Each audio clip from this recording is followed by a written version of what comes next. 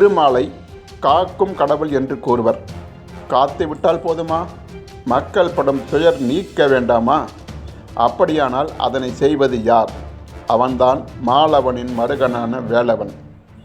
மக்களின் துயர்களை நோக்கி, துன்பங்களை போக்கி, இன்பங்களை தேக்கி, நன்மைகளை உருவாக்கி, அடியார்களின் விடியாத வாழ்வுக்கு விடியலை உண்டாக்கும் அந்த வீராதி வீரன் திருத்தணியில் கிழக்கு நோக்கி அமர்ந்துள்ள அசுரர்களை வென்ற சூராதி சூரன். அவன் ஏன் கிழக்கு நோக்கி அமர வேண்டுமெனில், அடியார்களுக்கு அவன் கிழக்காக இருப்பதால் தான்.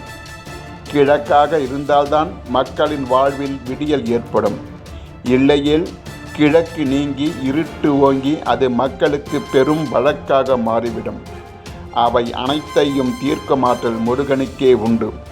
அவனே திருத்தணியில் வேலுடன் வீற்றிருக்கிறான், தணிகை வேலனாக.